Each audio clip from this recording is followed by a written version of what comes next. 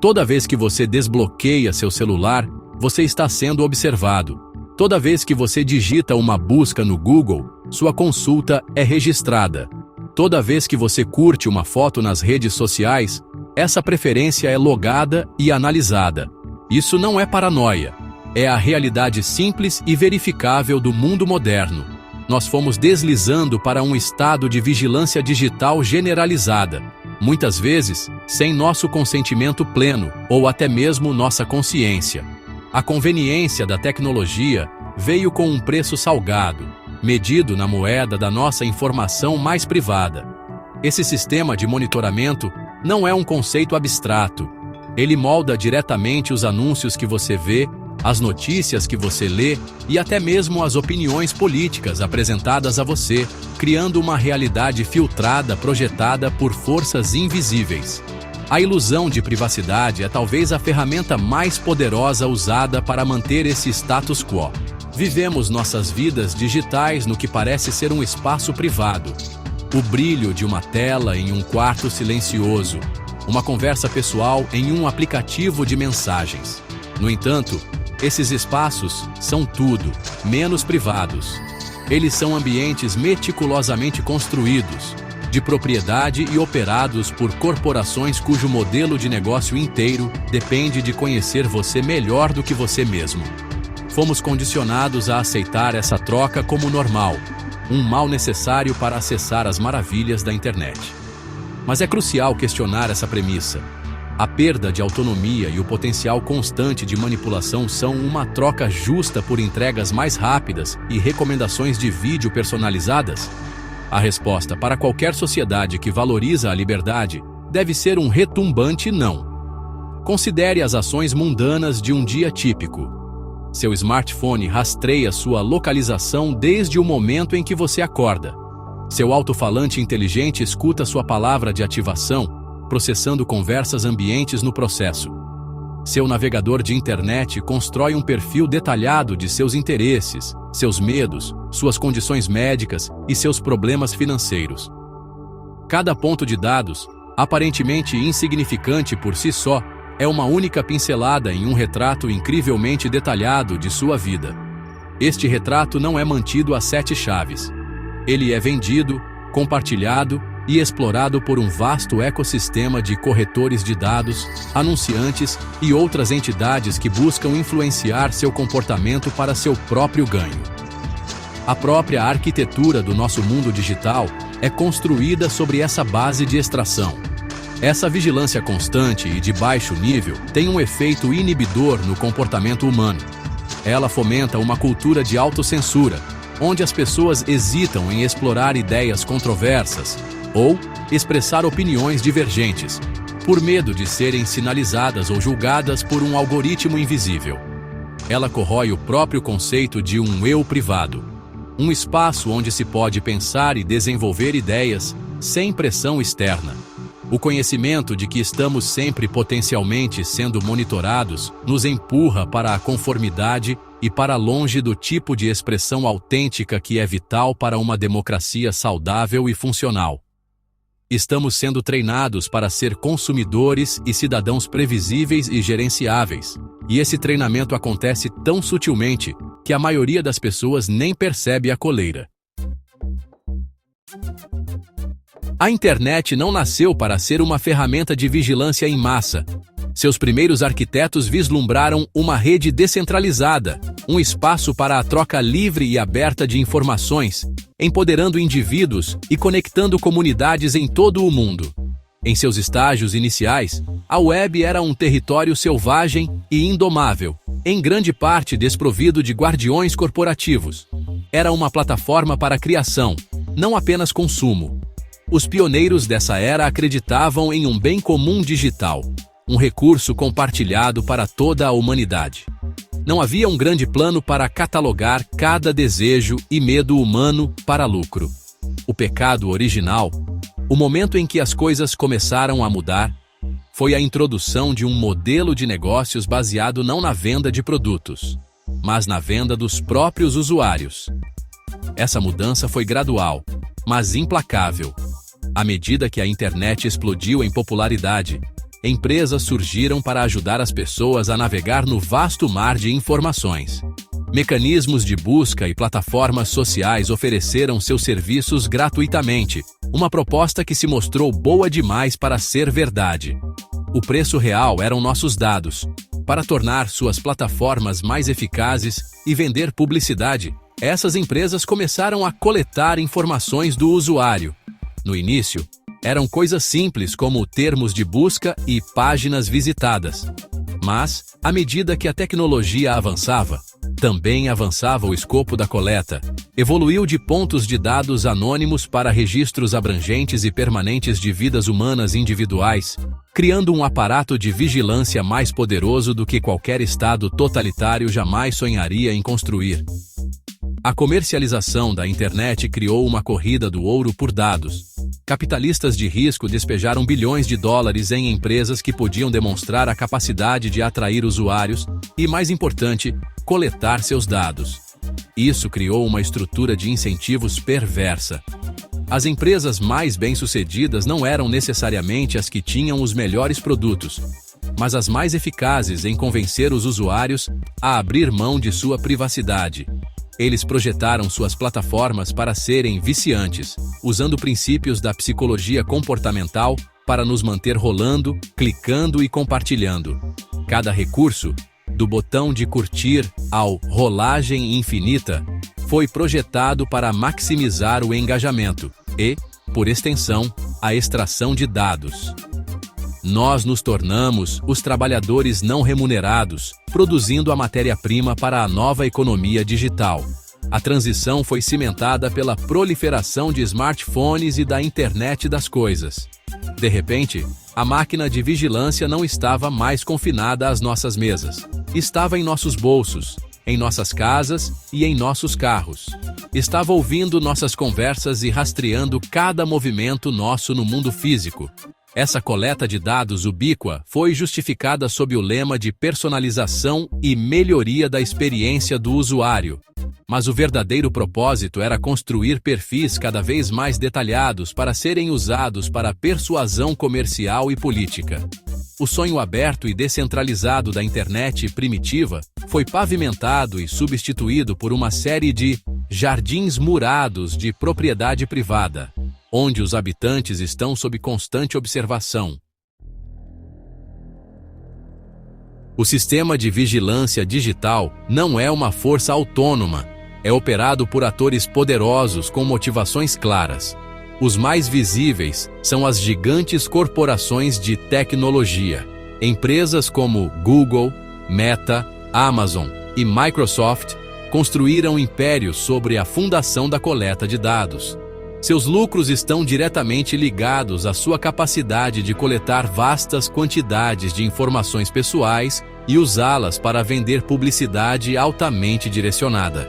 Para eles, seus dados pessoais são uma commodity, um ativo a ser refinado e monetizado. Eles fornecem os serviços que se tornaram parte integrante da vida moderna e, em troca, reivindicam a propriedade sobre as pegadas digitais de bilhões de pessoas, usando esse conhecimento para moldar o comportamento do consumidor e consolidar seu domínio de mercado. Trabalhando em paralelo, e muitas vezes em parceria, com essas corporações estão governos e suas agências de inteligência. Para eles, o reino digital é uma fonte de inteligência sem precedentes. A mesma infraestrutura construída pelo Vale do Silício para vender anúncios pode ser reaproveitada para vigilância estatal.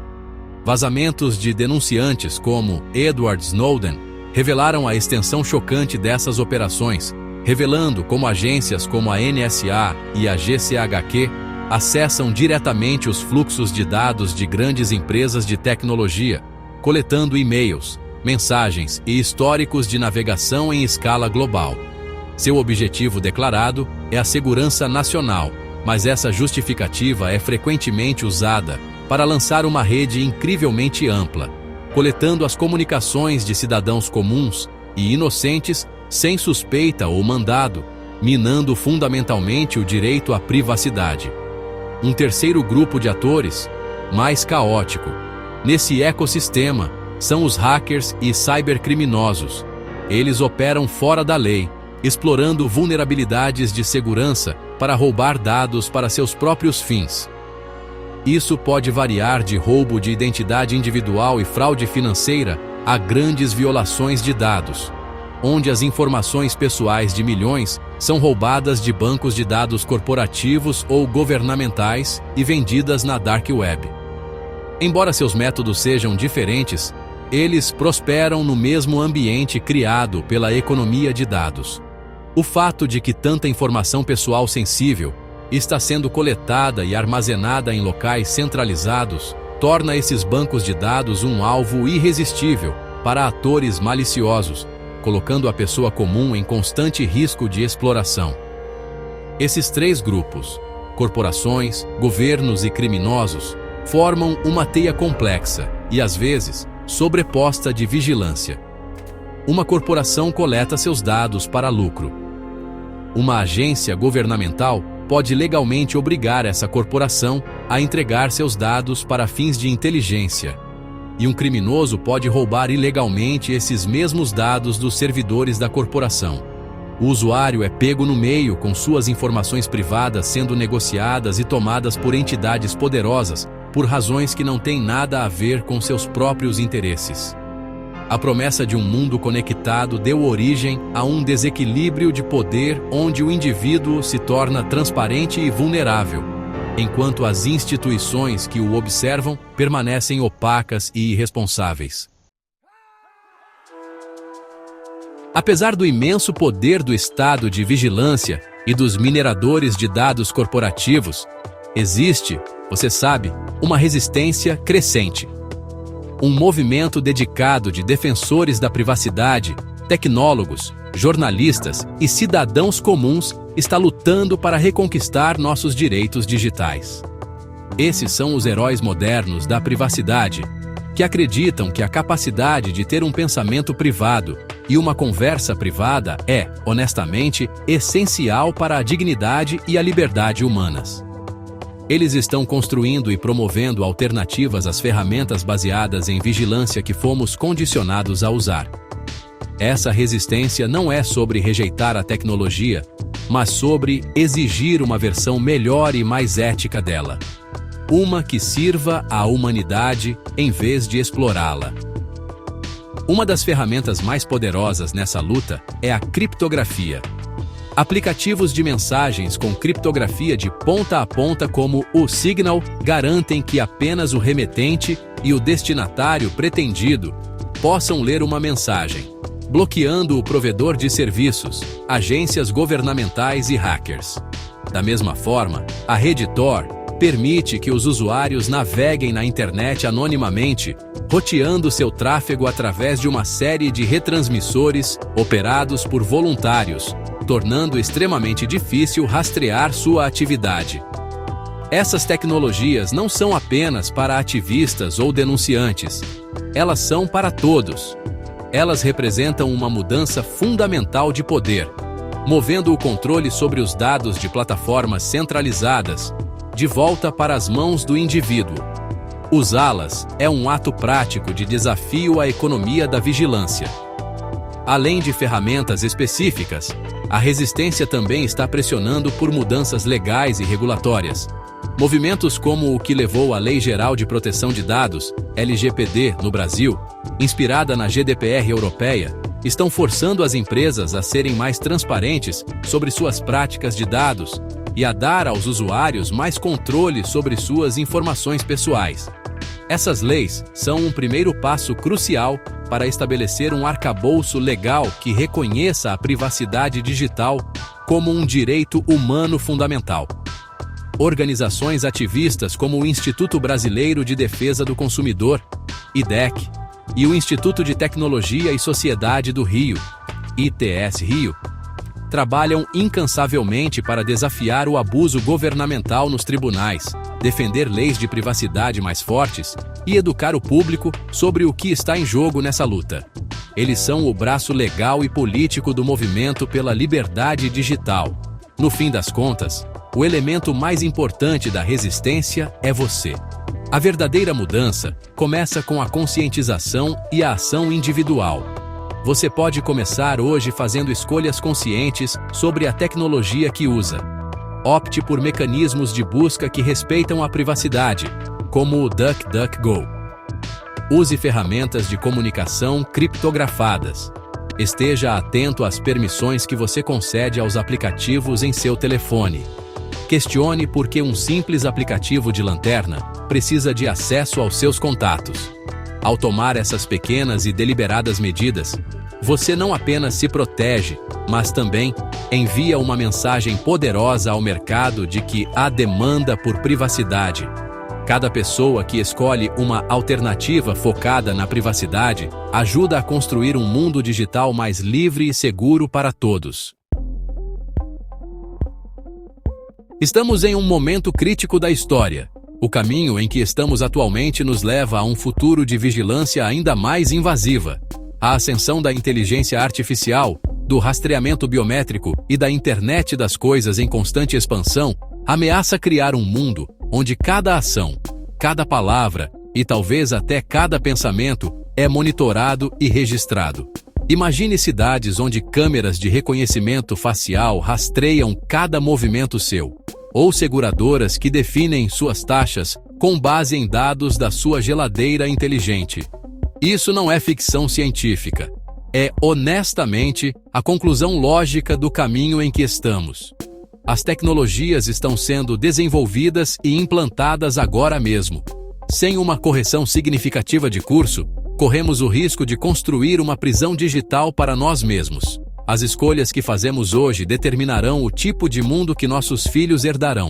Será um mundo de liberdade, autonomia e dissidência, ou um de conformidade, controle e engenharia social impulsionada por algoritmos? A luta pela privacidade não é sobre esconder algo. É sobre proteger a própria essência do que significa ser um indivíduo livre. É o direito de explorar ideias sem julgamento, de cometer erros sem um registro permanente e de se definir em seus próprios termos, não pelas etiquetas atribuídas a você por um perfil de dados.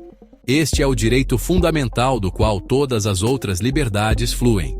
Sem privacidade, não pode haver verdadeira liberdade de expressão, liberdade de associação e liberdade de pensamento.